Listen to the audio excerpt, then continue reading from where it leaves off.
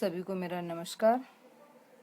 आज अपन एक नई यूनिट स्टार्ट कर रहे हैं और इस यूनिट में अपन पढ़ने वाले हैं ऑर्गेनोमेटेलिक कंपाउंड, कार्बधात्विक यौगिक। कार्बधात्विक यौगिक क्या हैं, कौन से यौगिक हैं जिनको कार्बधात्विक यौगिकों की श्रेणी में रखा गया है। कार्बधात्विक जो यौगिक हैं, ऑर्गेनोमेटेलिक जो कंपाउंड है, उनका नोमेनक्लेचर कैसे किया जाता है, क्लासिफिकेशन कैसे किया गया है और इनकी केमिकल फिजिकल प्रॉपर्टीज क्या है। तो सबसे पहले ऑर्गेनोमेटेलिक कंपाउंड क्या है, किन कंपाउंड को ऑर्गेनोमेटेलिक कंपाउंड की सीरीज में श्रेणी में रखा गया है। तो ऐसे यौगिक जिनमें कम से कम एक धातु कार्बन बंध हो, यानी फर्स्ट कंडीशन तो ये है कि कार्बन है वो डायरेक्ट धातु से जुड़ा हुआ होना चाहिए। ऑर्गेनोमेटेलिक कंपाउंड के अंदर मेटल और कार्बन के बीच डायरेक्ट बॉन्ड होना चाहिए। दूसरा, जो मेटल है उसकी इलेक्ट्रोनेगेटिविटी है वो कार्बन से क्या होनी चाहिए, कम होनी चाहिए। यानी मेटल है वो पॉजिटिवली चार्ज होना चाहिए और कार्बन पे क्या होना चाहिए, नेगेटिव चार्ज होना चाहिए।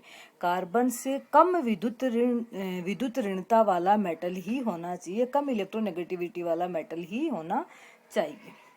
ये धातु कार्बन जो के बीच का जो बॉन्ड है वो आयोनिक भी हो सकता है और सहसंयोजी भी हो सकता है। कोऑर्डिनेट बॉन्ड भी हो सकता है और आयोनिक बॉन्ड भी हो सकता है, जैसे टेट्रा इथाइल लेड, जिसमें धातु कार्बन बंध कैसा है, सहसंयोजी है, कोऑर्डिनेट बॉन्ड है। जबकि जो सोडियम और एथिल सोडियम है उसके बीच में सोडियम और कार्बन के बीच बॉन्ड कैसा है, आयनिक बॉन्ड है। पाई बॉन्ड भी हो सकता है, यानी तीनों टाइप के बॉन्ड हो सकते हैं। आयोनिक सिग्मा के अंदर जो बॉन्ड है उसमें आयोनिक भी हो सकता है, पाई बॉन्ड भी हो सकता है और कोऑर्डिनेट बॉन्ड भी हो सकता है। कार्बन के धातुओं के साथ ऐसे यौगिक जिनमें धातु का कार्बन के साथ सीधा बंध नहीं होता, यानी डायरेक्ट बॉन्ड नहीं होता है, वो ऑर्गेनोमेटेलिक कंपाउंड की श्रेणी में नहीं आते हैं। जैसे ये एल्यूमिनियम का धातु एल्कोक्साइड, एल्यूमिनियम का एल्कोक्साइड है। यहाँ पर लिथियम एमाइड है। किलेट संकुल यौगिक जैसे धातु, किसी भी धातु का, सोडियम का, पोटेशियम का एसिटिल एसीटोनेट है, या कार्बोक्सिलिक अम्लों के धात्विक लवण एल्कोक्साइड जो है, धातु कार्बोक्सिलेट है या धातु एल्कोक्साइड है, दोनों ही ऑर्गेनोमेटेलिक कंपाउंड की श्रेणी में नहीं आते हैं, क्योंकि इनमें धातु और कार्बन के बीच डायरेक्ट बॉन्ड नहीं होता है। यहाँ धातु है वो ऑक्सीजन से बॉन्डेड होता है।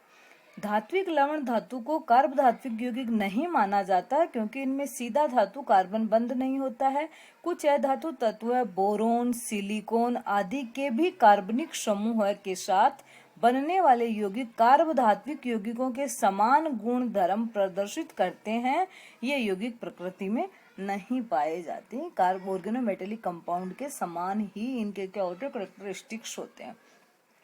तो इनकी परिभाषा क्या हो गई कि ऐसे यौगिक जिनमें कार्बनिक समूह है, कार्बन के द्वारा धातु या कार्बन से कम विद्युत ऋणी तत्व अथवा अधिक विद्युत धनी, हाइड्रोजन को छोड़ के ज्यादा विद्युत धनी और कम विद्युत ऋणी तत्व के परमाणु के साथ सीधे जुड़े हो तो क्या कहलाते हैं, कार्बधात्विक यौगिक कहलाते हैं।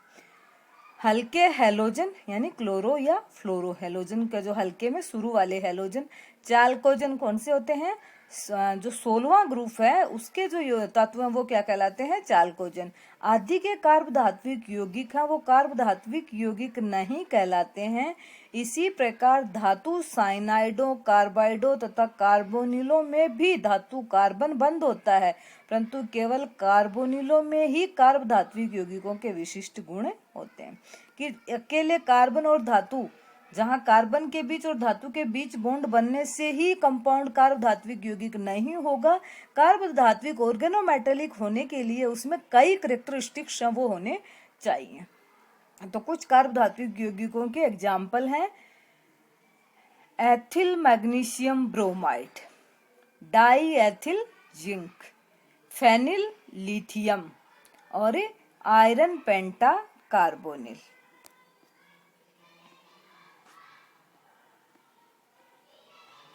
Tetramethyl silane, tetraethyl tin.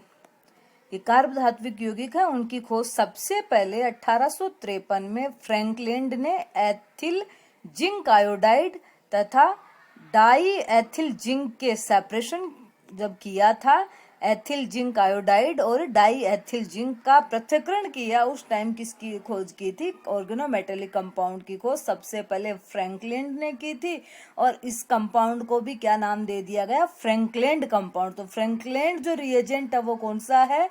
Ethyl zinc iodide C2H5ZnI और डाई एथिल जिंक R2Zn यानी C2H5 का होल ट्वाइस Zn। 1900 में विक्टर ग्रिग्नार ने ग्रिग्नार अभिकर्मक RMGX की खोज की थी और 1951 में ferrocene di cyclopentadienyl iron second के संश्लेषण से इस क्षेत्र में शोध के नए मार्ग प्रदर्शित हुए, यानी कार्ब धात्विक यौगिक है। तो उनमें तीनों का आपको फ्रैंकलैंड रिएजेंट क्या है, ग्रिग्नार रिएजेंट क्या है और फेरोसिन क्या है, इनकी खोज कब कब हुई। अब है कार्ब धात्विक जो यौगिक है उनका नोमेनक्लेचर ऑफ ऑर्गेनोमेटेलिक कंपाउंड। तो ऑर्गेनोमेटेलिक कंपाउंड के नोमेनक्लेचर के लिए कई रूल बनाए गए हैं, कई रूल दिए गए हैं। तो फर्स्ट रूल क्या है कि कार्ब धात्विक यौगिक में अगर एक ही एल्किल या एरिल समूह है तो उसका नामकरण सबसे पहले एल्किल या एरिल ग्रुप का नाम लिखेंगे और फिर धातु का नाम एक ही लाइन में लिखेंगे। अगर एल्किल या एरिल एक से ज्यादा हैं तो मोनो डाई ट्राई जो भी है वो लगा देंगे, मोनो बिस ट्रिस टेट्राकिस ये लगाएंगे। और अगर अलग अलग हैं तो इनका एल्किल अलग अलग टाइप के एल्किल ग्रुप हैं या अलग अलग टाइप के एरिल ग्रुप हैं या एल्किल और एरिल मिक्स हैं तो उस कंडीशन में अल्फाबेटिकली लिखेंगे। तो ये देखो एल्किल ग्रुप है, एक से ज्यादा है, 4 है तो टेट्रामेथिल एल्यूमिनियम डाइफेनिल मरकरी। लेकिन एक से ज्यादा है वो भी क्या अलग अलग है, सेम है तो सिमेट्रिक हो गया, एक तरह से अलग अलग एसिमेट्रिक हो गया। उस कंडीशन में अल्फाबेटिकली लिखेंगे। तो मिथाइल और इथाइल में सबसे पहले कौन सा आएगा? इथाइल। तो ethyl Maithil magnesium, ethyl Maithil zinc. अब हाइड्रो जो कार्बन है एल्किल या एरिल ग्रुप है उस पे अगर सब्स्टिट्यूएंट जुड़े हुए हैं, प्रतिस्थापी जुड़े हुए हैं, तो सबसे पहले उस हाइड्रोकार्बन का प्रतिस्थापी सहित नाम लिखना है और उसके बाद किसका नाम लिखना है? धातु का। जैसे ये है तो इसके प्रतिस्थापी हटाएंगे तब तो क्या होगा? Diphenyl magnesium. अब प्रतिस्थापी है फेनिल पे, फेनिल कितने हैं? 2, दोनों फेनिल पे प्रतिस्थापी कौन कौन सी पोजीशन पे है? 2, 4, 6। तो ये 2 हो गए तो 20, 20 2, 4, 6 20 क्या है उसको कोष्टक में लिखना। 20 जो है वो क्या है, मतलब 2 है वो कौन कौन से प्रतिस्थापी हैं तो उन दोनों को लिखना है 2, 4, 6 ट्राइक्लोरोफेनिल magnesium.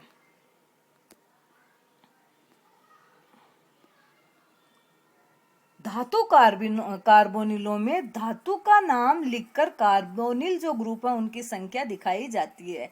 Nickel tetra carbonyl, iron penta carbonyl. अगर धातु ज्यादा है, एक से अधिक है तो डाइट्राइट, di manganese deca carbonyl, di cobalt octa carbonyl. अगर मिक्स्ड ऑर्गेनोमेटेलिक कंपाउंड है जिसमें मेटल भी है, एल्किल ग्रुप भी है, हेलोजन भी है, तो उनका नामकरण सबसे पहले आप लिखोगे एल्किल ग्रुप का, उसके बाद धातु का और उसके बाद जो ऋण आयन है उसका नाम लिखेंगे। अकार्बनिक समूह का सबसे पहले कार्बनिक समूह, उसके बाद धातु और उसके बाद अकार्बनिक समूह। Maithil magnesium chloride, ethyl magnesium iodide, ethyl beryllium hydride. Silicon के जो कार्ब धात्विक यौगिक हैं उनको सिलिकन हाइड्राइड अथवा सिलेन का डेरिवेटिव माना गया है। तो उनका नामकरण लिखते समय क्या करेंगे? जैसे ये 4 मैथिल और सिलिकॉन है तो क्या लिखेंगे? टेट्रामेथिल सिलेन या टेट्रामेथिल। जो सिलेन के लिए अपन अगर हाइड्रोजन की जगह जुड़े ये सिलिकॉन का हाइड्राइड को हटाया गया तो जितने हाइड्राइड की जगह जितने एल्किल ग्रुप जुड़े उनका नाम लिख के सिलेन लगाना है।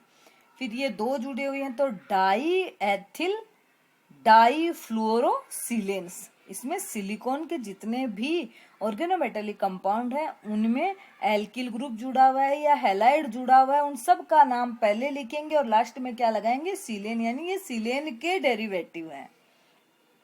आज इतना ही पढ़ेंगे। अगले लेक्चर में अपन पढ़ेंगे classification of organometallic compound. Thank you.